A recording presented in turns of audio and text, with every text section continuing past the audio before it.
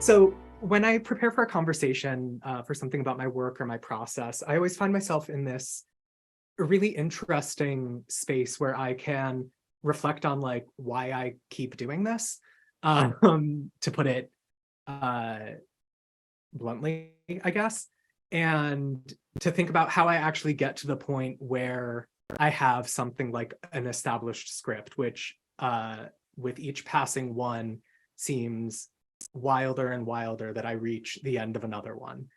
So I always find myself really engaged early in the process about kind of like the big pictures of like themes and relationships, a few of the moments where those really come to the surface.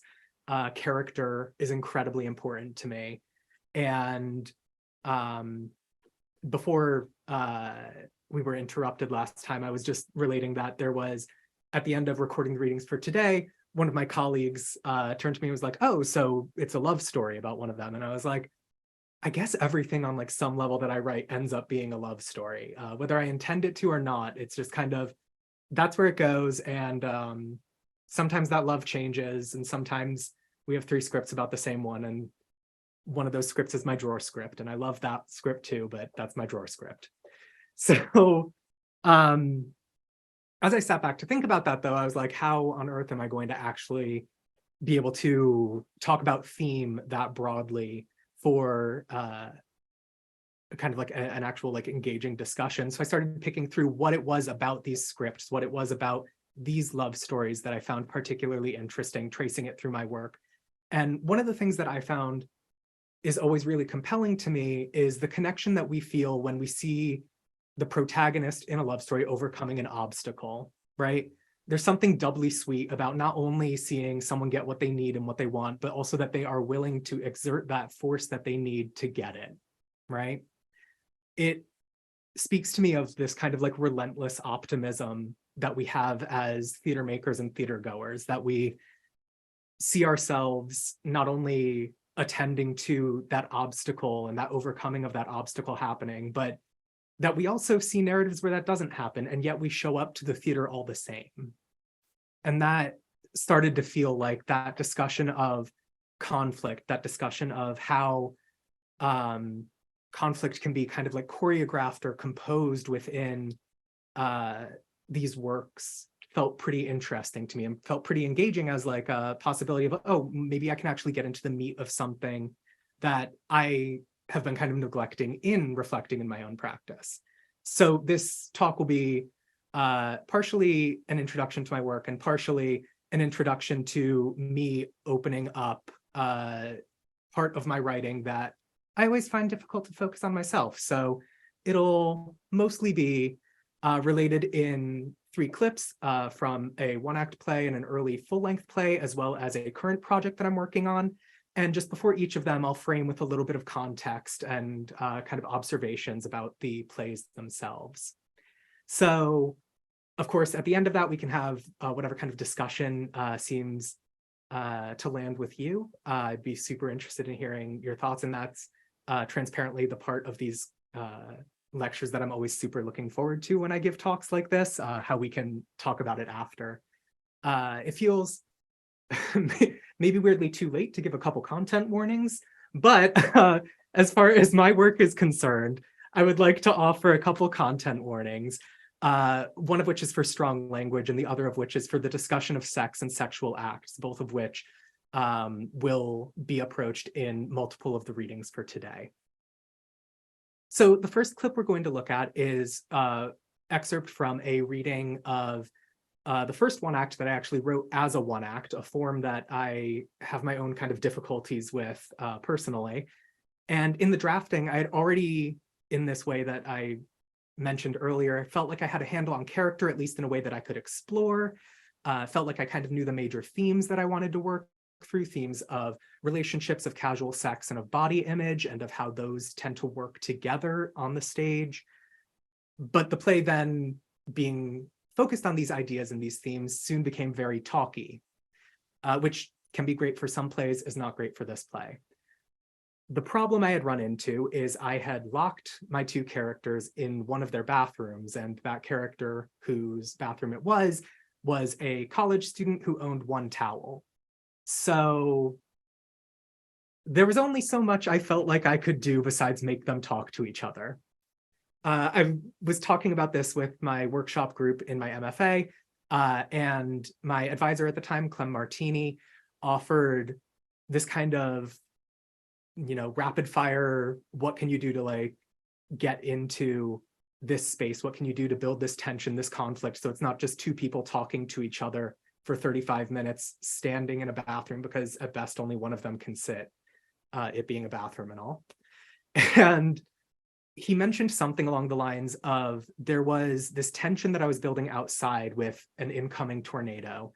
And what would I have to be able to do to let that tension of the tornado outside come into their conversation and their relationship with each other? Thus was born this kind of metaphor for bringing conflict into my work that I took the title of this talk from, letting the tornado in. So to give you just a little bit of information about this play before we move into viewing a short clip, Taking Shelter begins with the beginning and end of a grinder hookup when Brett tells his slightly older, slightly larger hookup Marcus that he isn't really feeling it. So Marcus starts to get ready to leave, and their phones go off and they find out they're under a tornado warning, which means they have to seek shelter in a room with no windows, which in a college apartment is the bathroom. So the selection we'll be viewing comes shortly after they've closed themselves in the bathroom, with Brett's phone steadily receiving other notifications, Marcus's phone newly out of commission, having dropped it in the toilet when he heard an extremely loud sound go off. In this piece, where I see the conflict going is I use it as kind of a form of composition, right? I compose a bit of Marcus and Brett's conflict alongside the growing storm outside, letting either them grow alongside it, or finding moments where the storm interrupts or redirects and textures that conflict in a way that we might not necessarily expect. Brett's phone goes off. He checks it. Would your mattress even fit in here? Huh? Have to be a pretty small bed. No complaints so far. What? Huh? You said no complaints so far? Oh, that was... Marcus indicates he doesn't understand. Never mind. What? Don't worry about it. Brett's phone goes off again. He reads. He's impressed. Not bad. Marcus understands, looks away from Brett, and starts trying to find anything of interest in the bathroom to comment on. No complaints so far. You always this engaging offline? Hmm? I mean, slow down. I can barely get a word in. Wait, what? It was a joke. Right. I just didn't realize you were one of those guys. One of those guys. Nothing but a joke. Nothing. You've met me once. You don't know me. You don't know anything about me. The storm begins to intensify, wind whistling through the vents. Oh, you're serious? Yeah, I'm serious. You've known me for like, what, 20 minutes? We've been messaging for 3 days. A lot, actually. That's not the same. You're telling me? We just met in person, and now because I'm a little quieter than you thought I was, you think you know me and what this is, but you don't. So, Brett's phone goes off. what's your problem? Nothing. Oh my god, fine, so I didn't want to sleep with you. You did before I got here. So I changed my mind. Wonder why? What's that supposed to mean? Nothing. Enough with the fucking nothing. What's your problem? Marcus doesn't answer. Brett returns to his phone, which has been steadily, but not desperately, notifying him of messages. Brett looks up, and Marcus indicates his phone as it goes off again. We're waiting in the bathroom. God knows what's going on outside, and you're pissed that some guy on Grindr is messaging me? I'm pissed that you're messaging some guy. That I'm messaging some guy then, fine. You don't get it. Don't tell me what I do or don't get. I mean, about 15 minutes ago, I felt like I was getting to know you pretty intimately. Before Brett can answer, something moves outside the door. Quick, close. The lights might flicker. What was that? What was what? I heard a crash. It's just the wind. I know what wind sounds like. This is different, Brett. Different? It's fucking wind, Marcus. How different can it be? Nothing's going to happen. Easy for you to say. You don't have to worry about your stuff's not getting ruined. That's true. I called a summit of tornadoes and asked that they skip over my apartment. I'm telling you, I heard something. Maybe it was your phone. Brett looks away, seethes. They wait in relative silence as the wind does seem to pick up. While Brett acts unaffected, his phone goes off again. See? Fuck you. Shut up. It goes off again. Brett's show of nonchalance starts to give way to nervousness as they're left in the relative silence. The phone, again. You want to answer that? Shut up, Marcus. I don't mind, really. By all means. Shut up. The phone goes off again. Brett finally looks at it. Messages back. Marcus raises his eyebrows. Brett notices. What? Doesn't matter. Mattered enough to give me a fucking look. Dude, it's fine. Let it go. Dude? What? I mean, it's just I don't expect dude from a guy complaining that he wasn't sucking my cock 15 minutes ago. Well, I didn't suck your cock, so... Yeah, that doesn't mean you get to be a dick. I'm not the one who's... Yeah, some guy is messaging me on Grindr. What am I supposed to do? With me. Here in your bathroom. No idea. You were some guy that was messaging me on Grindr like an hour ago. How would you have felt if I dropped you for God knows how long while we waited this out in here? I'm standing right here. I'm not gonna hook up with this guy. You sent him your dick. No complaints so far. I'm not an idiot. I'm not going to sleep with him. I don't know why you're getting all bent about That's this. not the point. And what is? The point is that you're being an incredible... A crash. A loud one. The lights go out and stay out. The door shakes for a little. That was a crash. Oh my god, what was that? Something broke. I thought you said nothing was going to happen. I'm not a psychic. But you said... I know what I said, Brett. Are you okay? No response. Brett is not. Brett? We hear Brett's breathing, labored at being soft and regular. Brett? Brett's phone goes off. Marcus waits for the glow of the screen. Nothing. After a long beat. Yeah? Oh, all right. So after taking shelter, I moved into a full-length play, and that would become the next completed project that I ended up having. And I found myself writing about a relationship again, as one, and by one I mean I, and want to do. But that one ended up having a very different history, very different stakes. And although this new full-length play, which would eventually come to be titled Us, was set in winter, I was like, there's no way I can't just like sub a tornado for a blizzard and like we're fine. There's got to be something else going on here. So I was thinking, all right, if I don't have something like a tornado, what are the tornadoes I have at my disposal already in like kind of my creative toolbox?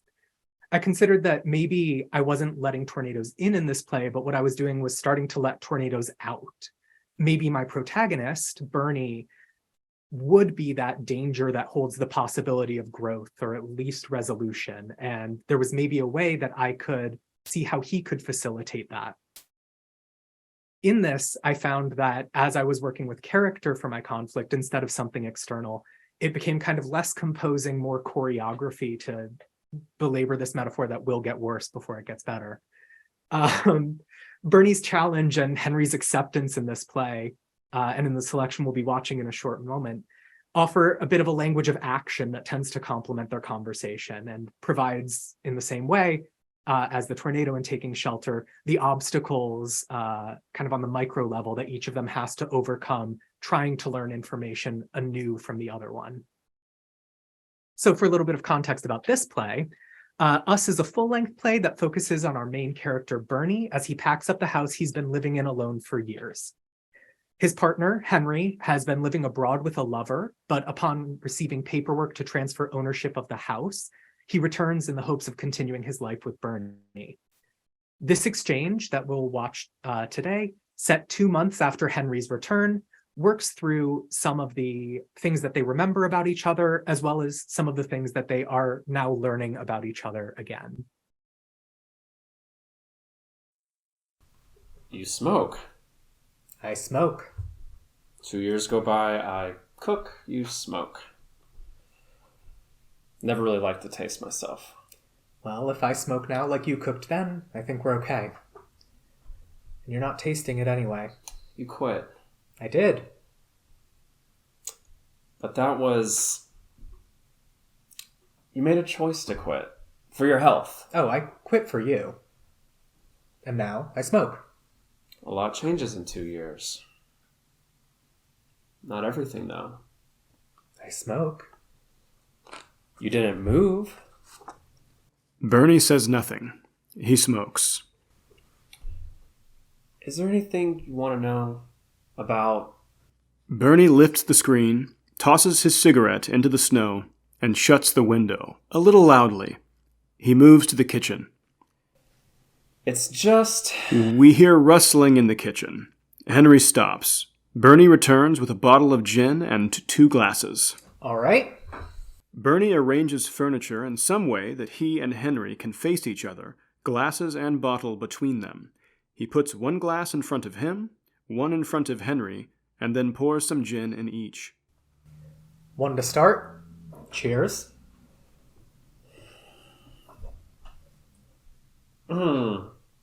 It's warm. It's all I could find. Maybe one more for me? Okay. You first. What? What's your question? I already asked one. Okay, fine. It's my turn. We'll go one at a time. If you don't want to answer, you drink. If you wanted to... Do we have to do it this way? Do you want to ask me questions? Okay. Was that marzipan really from that shop in Austria? Yes. Damn. What? I was really hoping it was from duty free. Your turn. Ask me something. Okay. How much do you smoke a day? Not as much as I used to. Are all of your questions going to be about smoking? No, my turn. What? You asked a question. That wasn't my question. That was my answer. Fine. Why didn't you move?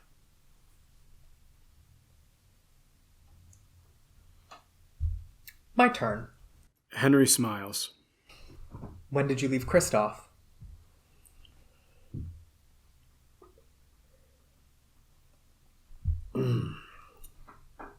Would you ever want to meet him? What? Would you want to meet Christoph? Why? Shouldn't you answer before you ask me a question? Why? I thought that maybe... That maybe I'd want to meet the man you left me for? It isn't like that. What is it like? No, you're gonna have to do better than that. I thought the game... Fuck the game. Bernie, I don't know why I said it. I just did. And you thought that was the right move? Innocent question, cute smile, float the topic of us going to Austria so I could see what I was missing? You think I've got a cute smile? Bernie is caught off guard, flustered. He occupies himself with refilling the glasses. It's okay, you know. Let's... back to the questions. Okay. Why did you let me stay? Is it the smile? You had nowhere else to go. Have you really made soccer tort? Multiple. And no one died? Oh, you already asked a question. Bernie smiles and absently sips at the gin. Henry points at the glass. Bernie stops. I'll make you one. I'll make dinner this week. Well, I'll even buy whatever's on the list. This week. Friday. This Friday. Yes. Our... Anniversary. If we still have one. And if not, we'll still have dinner. I'll still have hope. They look at each other. Bernie looks away. You can answer later. I'd hope so, since you just asked me if I'd meet your mistress. I've never been great with timing.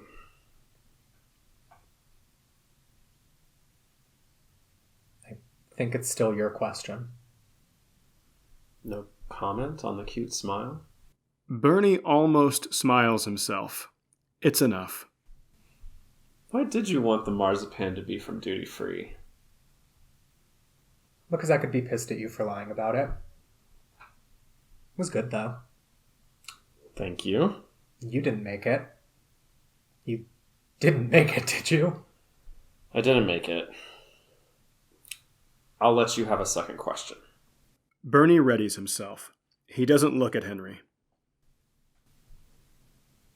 Why didn't you come back? Henry probably should have seen this coming. He begins to raise the glass to his lips, and Bernie, silent, responds to that. I'll tell you. I'll try. He refills as he talks. He looks at Bernie, at the glass, at the house, around, as he speaks. Bernie is at the point where he's actively trying to control how he responds. Some times are harder than others. Asking me now, it doesn't make sense. My contract was ending, and they asked me for an extension. I thought about how badly I wanted to go home and to be with you, but I wanted to stay. With Christoph. With Christoph. I knew that I loved him, and I felt like if I came home to you, to someone who I know wanted me and who cared for me and who loved me as deeply as you did, I can't tell you why I didn't come back. I don't know. I don't know why I stayed, but I'm here now, Bernie. I'm here and I love you.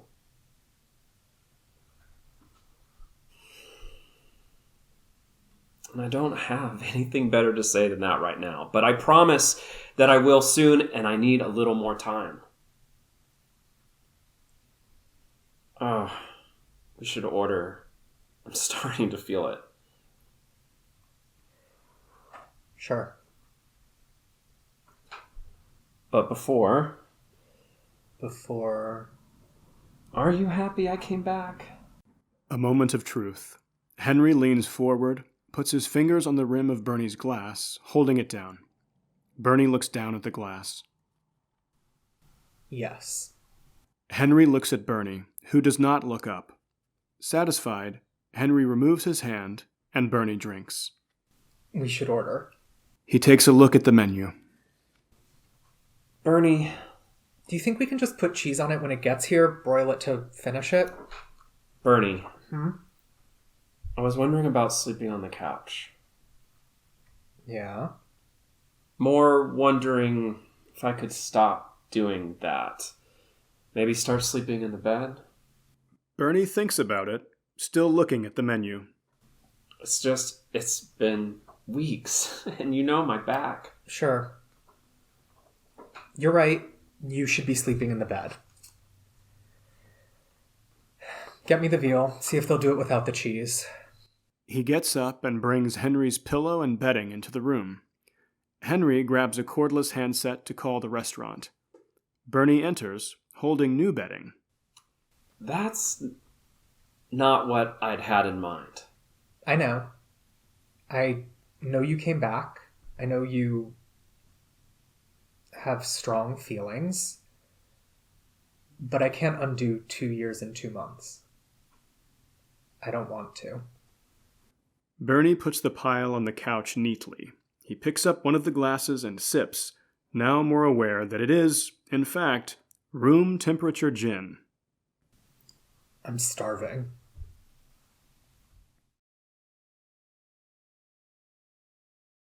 All right.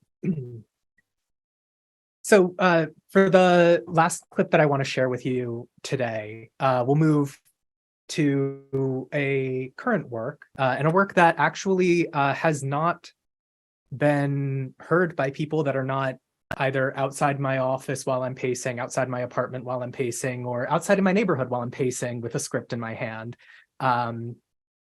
So I'm glad to be able to share all of that with you today. A kind of debut of a scene from a piece that is tentatively probably titled Pilares.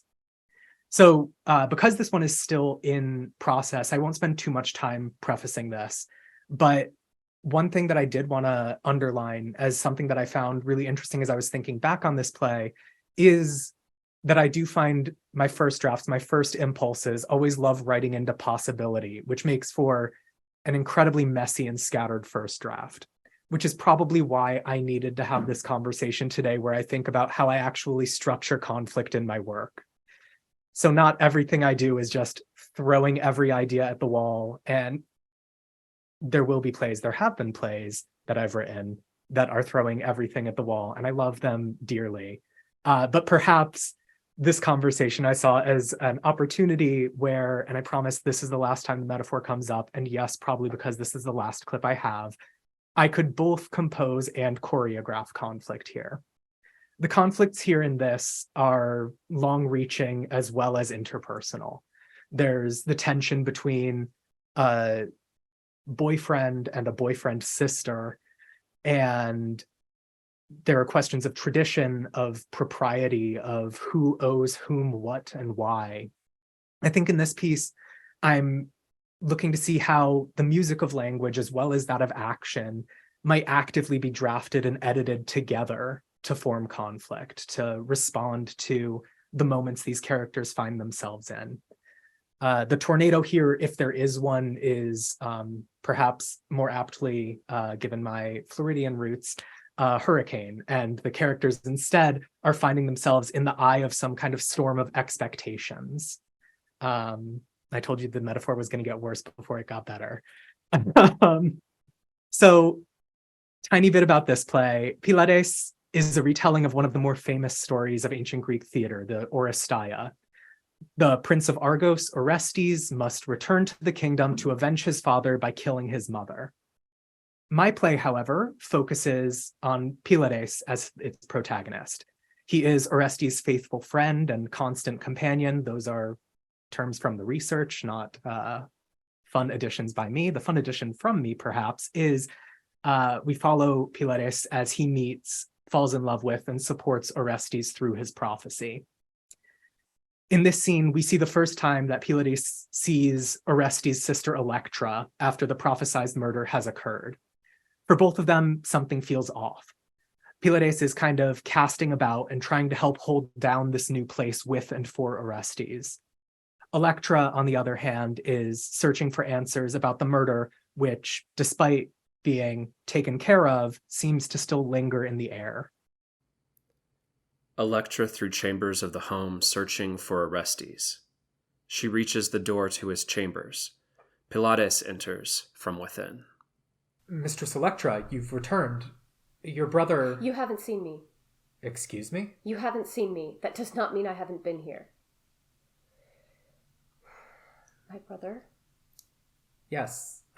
Your brother, he'll be ready for you. In a while. A short while. You might sit. A chair in my own home. Pylades makes some use for himself, notices Electra still stands, and gestures. Electra sits, a tense beat. Tell me of yours. My home. Surely one so accomplished as yourself knows all I could tell of the mountain. Flattery? Sense. Someone had to run the household, the stores, the council in the king's absence. My mother did leave those duties in more capable hands, whether it was her intent or not. Will you return? I cannot think of returning before having left. I've only just arrived. To Phocis. There are things to be seen to here.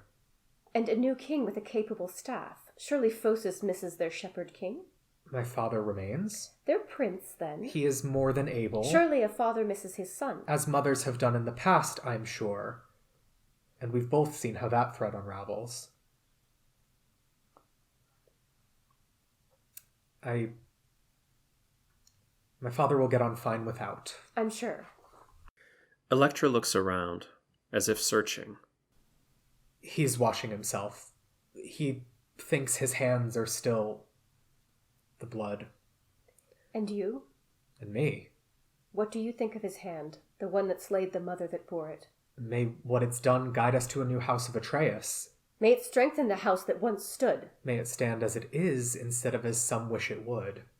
And how does it stand now to the eye of the shepherd we now so graciously host? I don't dare to presume in your place. You do well not to go against the wills of the gods.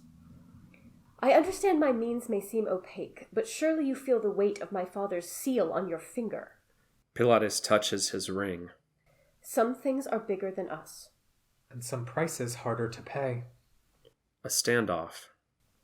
Has my brother... You might ask something plainly, Electra. At this point, perhaps we owe that of each other. I owe you nothing, Prince of Phocis. May the sheep bow at your noble name, for no Argive shall. Stratonice sees something ill, amiss. If something went awry, if this madness is the symptom of something more. Something more? If something went against the gods, there will be someone to pay. I ask you again, has my brother gone mad? Something more than asking him to kill his family, his own mother. And did he? Does Queen Clytemnestra run these halls? You avoid the question. You know not what you ask. I ask as always for what I am owed. Then perhaps this time your hand can carry it out. I asked for justice. Apollo answered, and so I devoted myself to his plan. You know nothing of devoting yourself to Apollo. Clytemnestra had to fall, had to be killed. And she has been. By Orestes? I can show you if you wish. That still does not answer my question. Clytemnestra was struck down by his blade. Praise the gods for his hand that guided it. That hand doesn't need your praise, but your pity. My pity? I bore him away from her, away from this city. And what then? I saved his life. And forced him to take 2 more. You are cold, and to reason no less. You mistake me. I'm certain I don't. I've known men like you my whole life. And who are the men like me, Electra? And I know how they end, as do you. My mother had to die. And him? What could he do? You smuggled him away in the night, but where have you been in the day? Without the shawl you hid him in, what did you see? Who did you recognize? Where were you when he was in Parnassus, among the sheep you now spit at? When he finally understood that his mother spilled her king like old wine? As Aegisthus taunted him, bearing his fists on your father's burial mound, were you there to steady his hand and his head? When he left a lock of his hair at your father's grave, who were you saving then? I was mourning my father. And I your brother. You waste at mourning the dead. Well, I mourn the living. Orestes is not yours to mourn. He is my brother. You think your bond stronger than blood? I think mine a blood of his choosing. You and Orestes are men, not boys. You would do well to remember that. You may have my father's ring, but you will never belong to the house of Atreus. The fates at least honor family. Don't speak of the fates, Electra. For one brief moment you held their thread in your hand. It was a decision left to you, and decide you did. You risked Orestes, and you risked losing him. Orestes has returned to Argos. And he's never left me. Do not mistake his need for desire. It's a hard undertaking, isn't it, Electra? For one to be faced with their fate.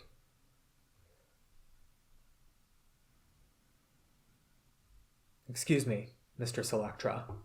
Your brother waits inside. Pilatus exits to the palace.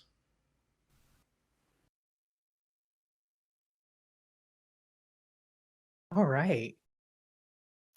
So those are the 3 works that I wanted to share with you today, with an eye kind of towards conflict, kind of towards the things that I just am excited to share, because if not now, when? But as the students that are in the group with us right now will tell you, often when I'm working with writers on longer projects and exercises or writing days or whatever we're doing with question of what's next. And that's maybe the last point I want to offer here. How do I look forward from where I stand with these works?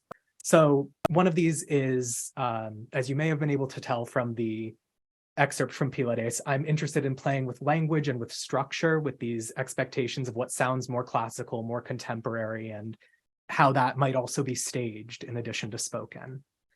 I'm interested, of course, in intentionally finding conflict and drawing it out, even for me as my plays work and evolve. A new 1-act that I'm working on now with the working title Ghosts is working with how forms of like kinder, more respectful, and sensitive forms of conflict resolution might be staged. So someone who actually doesn't want to throw a plate, which is a new kind of character for me. And then, the other thing I suppose I look forward to is, again, communities and conversations like these where we can delve into these questions together, and that we might begin delving into now as well. Quick last thank you to my readers, to Dr. Annie Holt, Dr. Toby Ray, and to Jeremiah Davis, who were incredible, are incredible, and who will be in future readings. So stay tuned for that, at least the two of you in the chat. Zach, I'm going to go ahead and say mine out loud because I will have to leave in a few minutes to drive to school, my night class. That was so wonderful. Thank you. Thank you.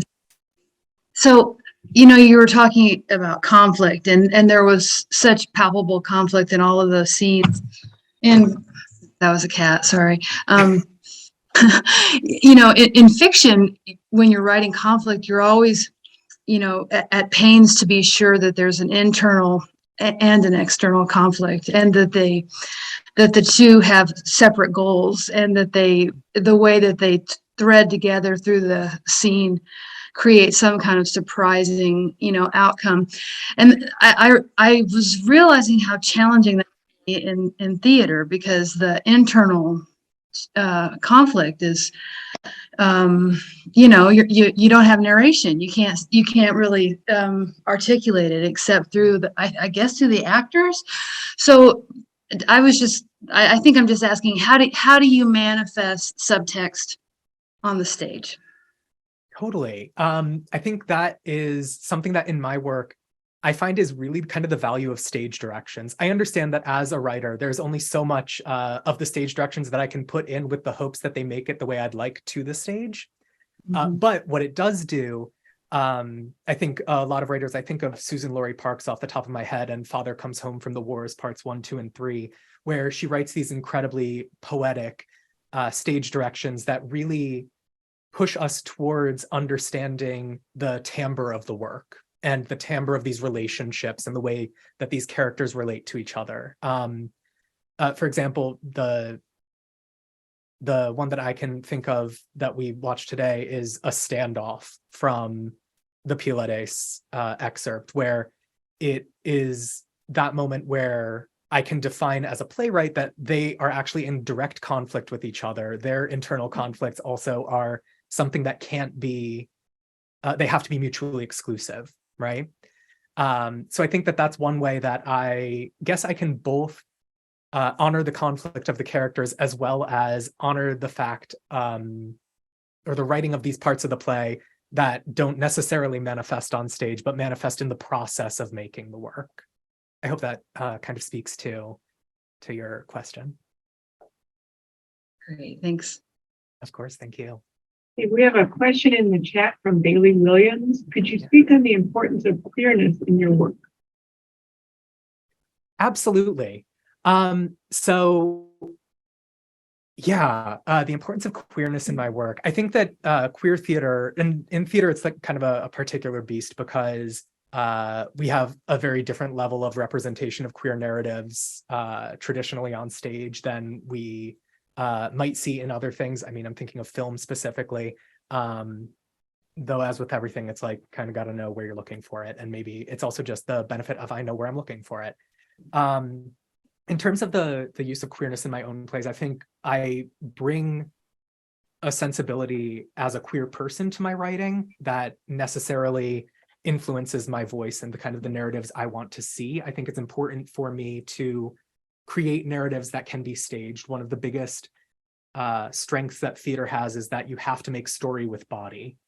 And by making queer stories with queer bodies, it also makes us recognize that queer people exist and have these things like love stories and have these existences that are both historical and contemporary, that might also speak to my interest in history plays and in revisionist history plays specifically. Also with queerness, and this is where I start to get a little, the line gets a little blurry in a way that I am not sure I can articulate perfectly, but I'd love to put out there too that like once we start thinking of queerness as the non-normative in the, like, not necessarily identity, but like in the broader like verb of queering things, I think that offers a lot of really fruitful space in theater, right? Where we represent things non-normatively.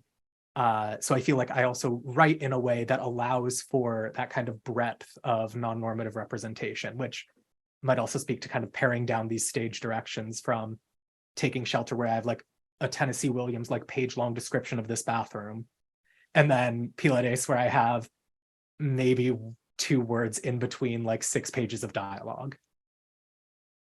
I'll offer something.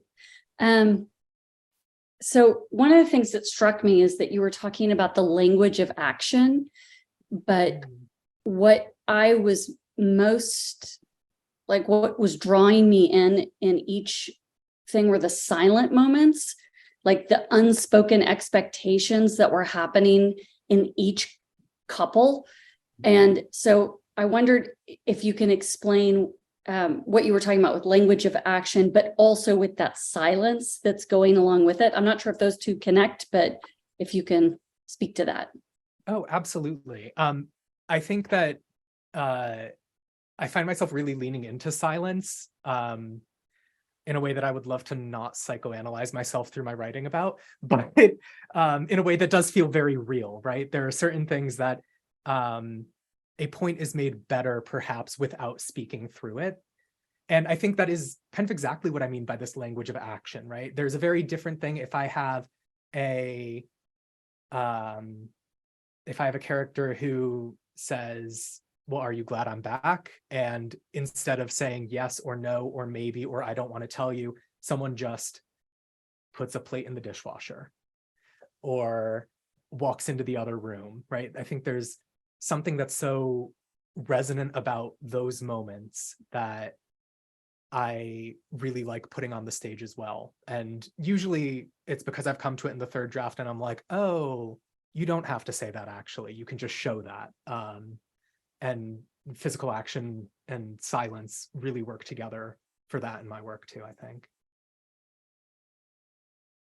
Us, for example, has an entirely silent scene, which would have been a really weird reading choice. But if you are to see a staging of it, like the 4th scene or something like that, and the 1st act is just completely silent, it's all action.